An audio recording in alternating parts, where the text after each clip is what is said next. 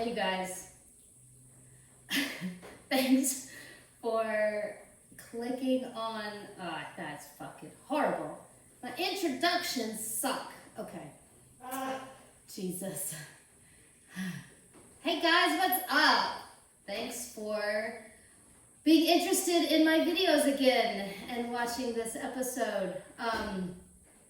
In the last video, I talked about feelings and emotions and understanding symbology through those emotions, and how that's just as important as understanding the scholarly knowledge about them as well.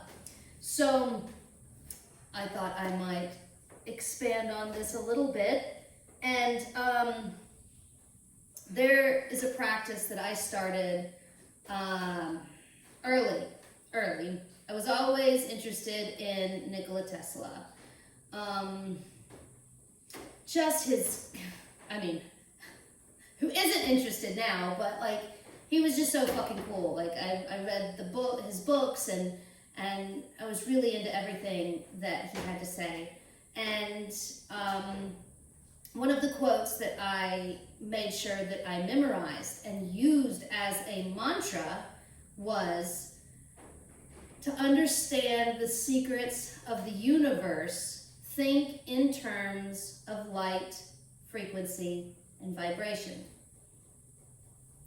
And really sinking into this knowledge. Not just being like, oh, that's what Nikola Tesla said. Isn't that cool? Wow. Okay, awesome. No. I mean, every second that you look at something and you have a question, like, what's that neighbor doing over there?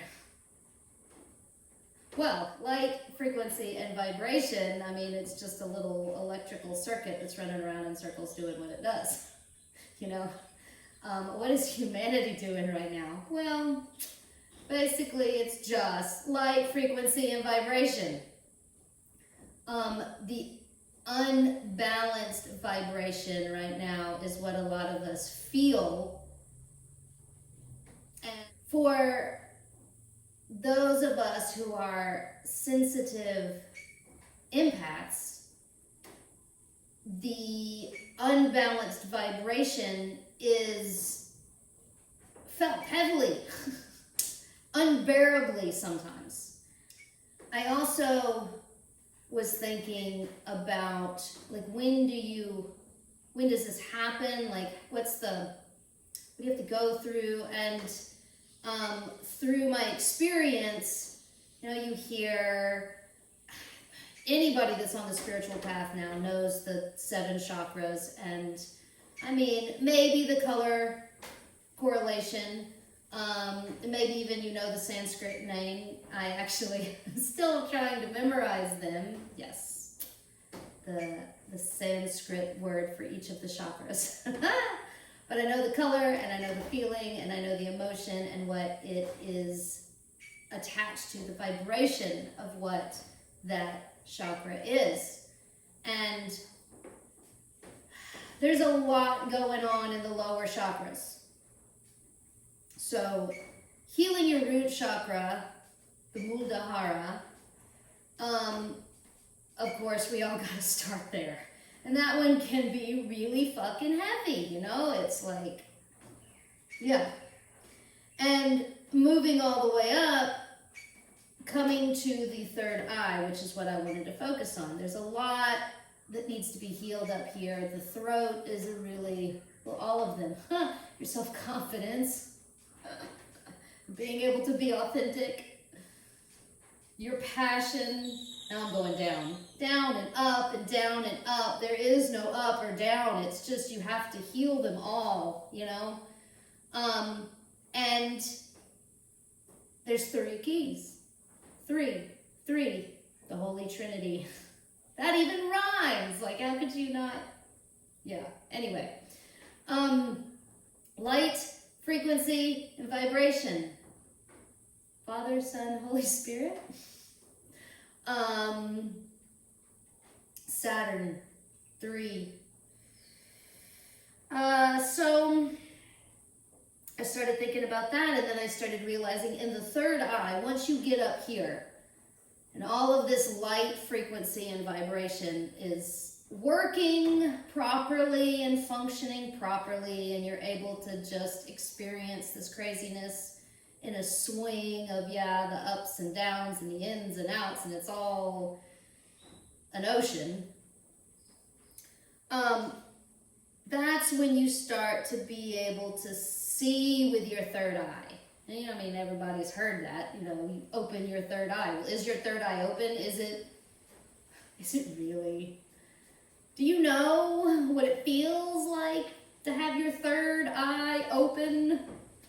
I mean, all of us experience it differently. That is the point of sharing what we know with each other and having this beautiful kaleidoscope of all the different colors. You know, it's the disco party, right? But when your third eye opens is when you can really start feeling and understanding the feelings when you're trying to understand and read symbology and communicate. And of course, the communication made me think about Mercury and the magic mirror of looking at yourself. The third eye is the decoder, okay? So when you start getting all of these messages and seeing all of this light, frequency, and vibration, all of a sudden, your third eye, the energy that is in the middle, and guess where it is? It's in the middle of your mind. If you cloud your brain with thinking about all kinds of other shit, that affects the energy of the third eye, which is why meditation is so important. Anyway, it decodes the matrix. All of a sudden, you start seeing, but not really seeing with your eyes, the light, frequency, and vibration. The only thing that exists. Decisions start getting a lot easier because it's just light, frequency, and vibration. How do you want to vibrate? How do you want to shine? You know? And this image of the mirror, which is also connected with the number 7, the 7 chakras, the 7 planets. It's a mirror, the macrocosm and the microcosm. We are the microcosm of the macrocosm. Very redundant, very repetitive. Repetition is important in learning. So you are able to feel them, what is outside and within at the same time. The reason it's a key to open a door is that once you start doing your practices, whether it's all of the above, but meditation, yoga, dance, singing, flow arts, painting, creating, once you start doing what you do, what you practice, what you are into, and you put the energy, it's the prana, it's an intensity, it's a passionate feeling when you like break down in tears when you're meditating, or the opposite, because there has to be that opposite. You have to be able to feel that joy and laugh at the beauty of it all at the same time. It's that energy that is felt by what is outside. The divine, God, if you will. This energy that is like floating around the solar system feels you, because the energy that you're pushing up into it, inside and out, in and out, is so intense It's a brighter light, a higher frequency, and a stronger vibration.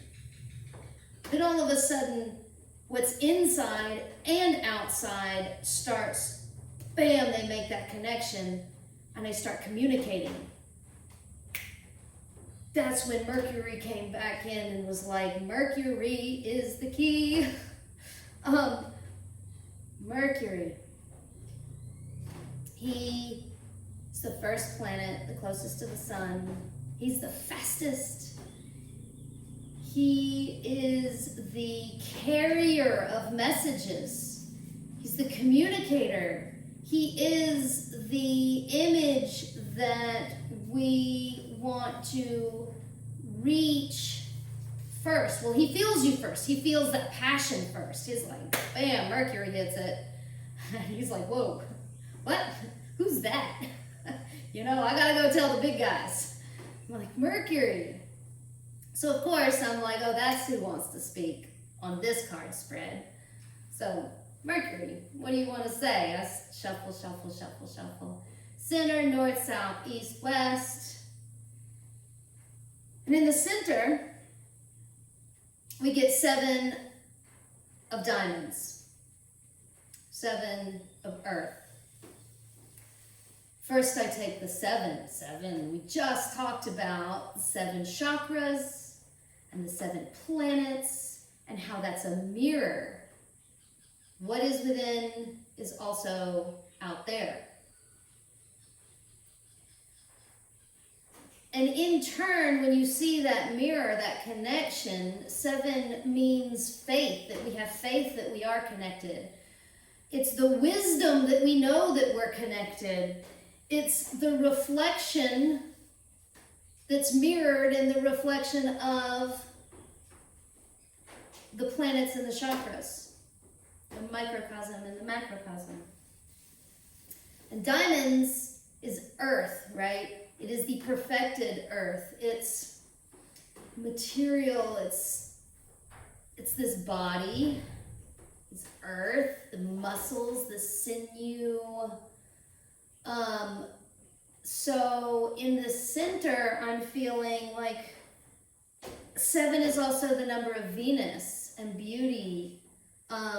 It's Netzah in the Kabbalah, which is triumph.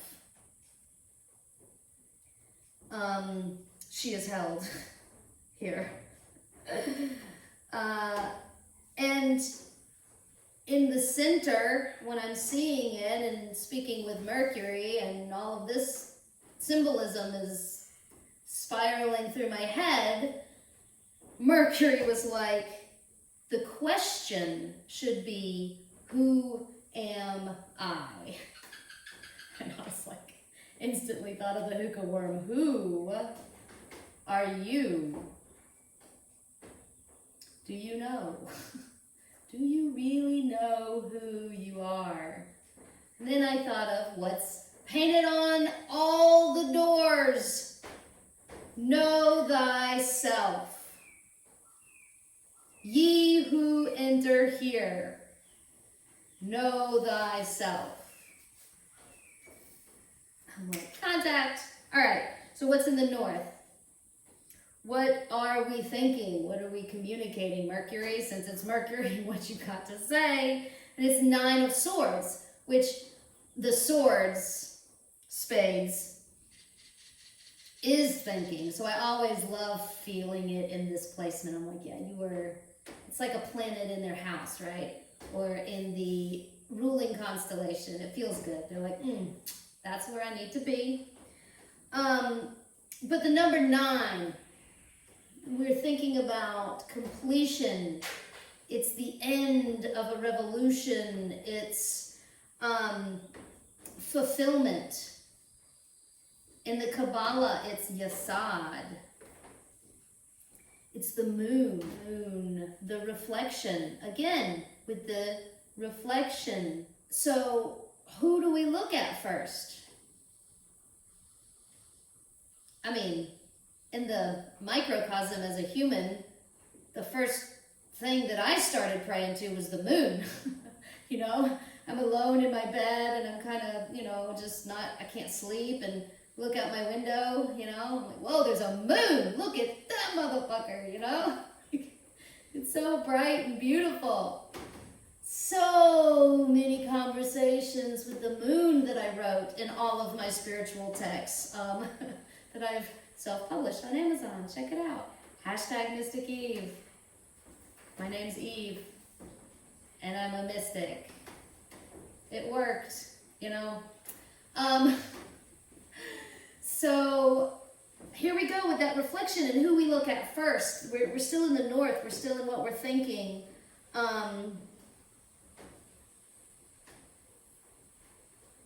In the traditional tarot, this card, the Nine of Swords, is not really a very good thing. It's nightmares and worry and guilt, and I don't know, I was like, well, nightmares, that, you look at the moon, you know, nightmares, and then I was like, that's just the unbalanced form of this card. Not being able to balance your mind,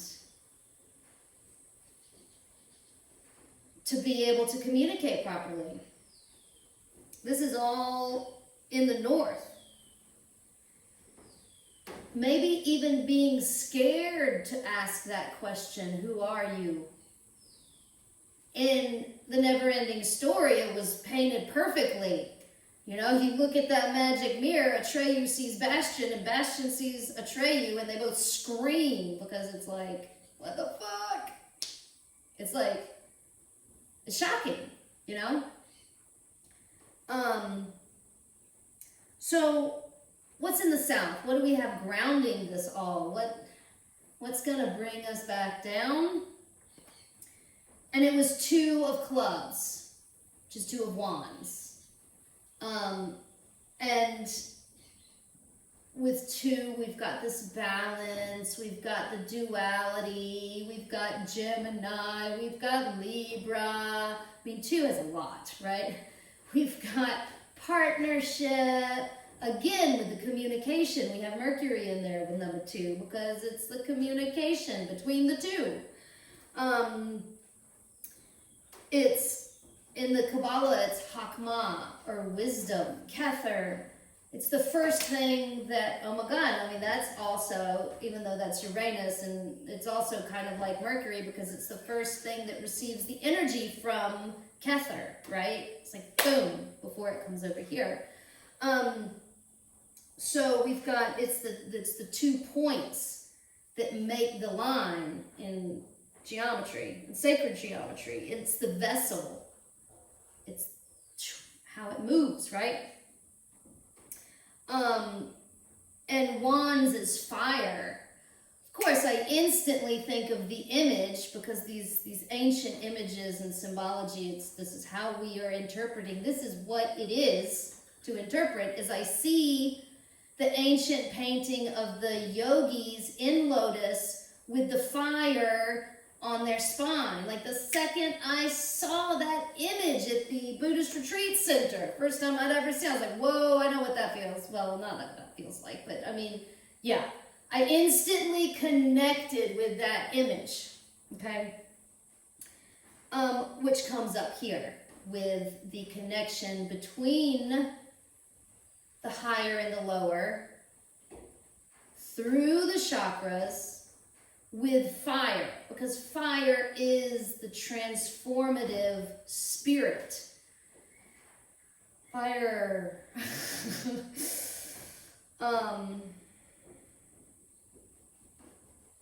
So we're in the ground, this placement. Let's look at this placement. This is in the ground. This is the base, the roots, rooted by flames, which I always think of volcanoes because it is the eruption of the flames, right? From deep, deep, deep, deep down. The knowledge and the study and the scholarly information that I'm talking about is so important because it gives you a ground. Then all of a sudden you can remember all of these images because you've studied them. But without the feeling and the emotions, you can't actually utilize them. But then you can't utilize them without the scholarly knowledge either, because they won't even come to mind if you don't study them and absorb them into your energy and into your vibration. So that's in the south. What's in the east? So what's coming up over the hill? And it's the 8 of clubs, which is another wand, another fire. And 8 is, again, that movement, that infinity sign. Specifically in the tarot, 8 of clubs, wands, is swift movement, moving really fast. And of course, this particular card always makes me think of fire jugglers, because I'm like, that shit's awesome. 8 in the Kabbalah is Mercury. It's Had.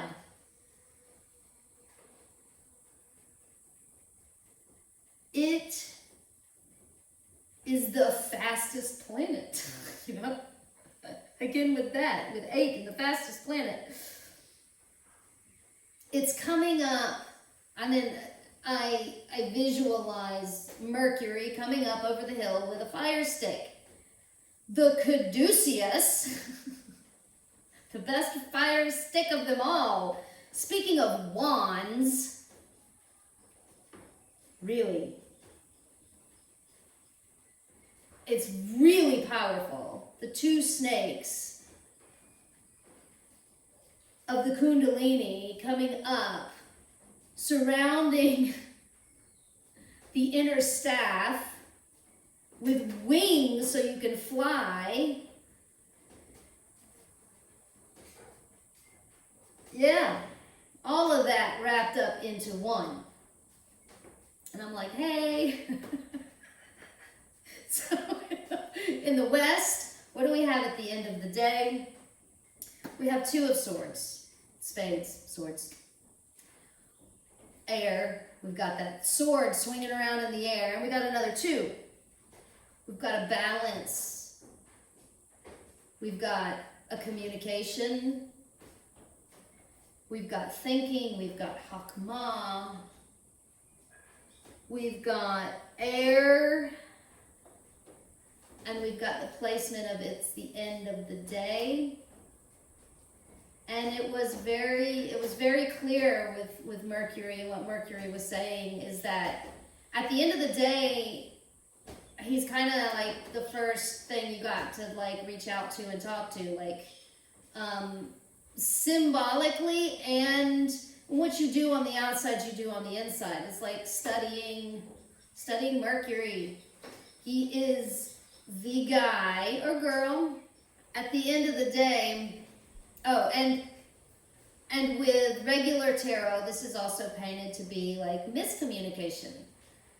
And it's definitely, it gives you, when you read the tarot meaning, you know, it gives you more of a negative connotation of failure to communicate, things going wrong, having a hard time.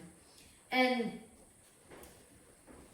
I thought that with Mercury, I mean, it was clear that his message, through me anyway, that wanted to be said right now on this video, is that, you know, he has a lot, there's a lot of failure to communicate energy, vibration that's going on between Mercury and the human race right now. And to balance this energy and vibration out, Mercury needs more individual human beings communicating with it, so that it can bring the messages to everybody else at the party. So everybody's got to know this shit that's going on, and that we care about it, and that we want to heal it. So at the end of the day, are you going to communicate with Mercury?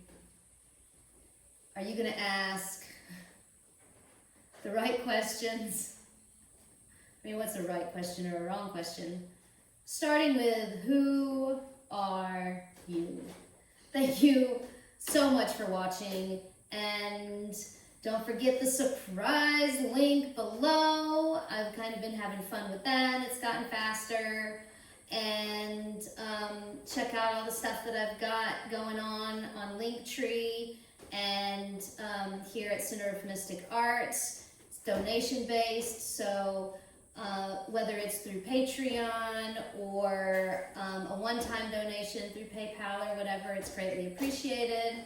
I also do stuff, I have services available just online, like you want an esoteric custom-made tattoo design, we can work together and I can do it for you. I can do birth chart readings. I can do a tarot spread for you. Which, if you want to talk to a specific planet or whatever, I have a question, you can write it in the comments below. So, yeah, all that good stuff. Thank you so much. I hope you have a great day. Take care. In love and light. Ciao.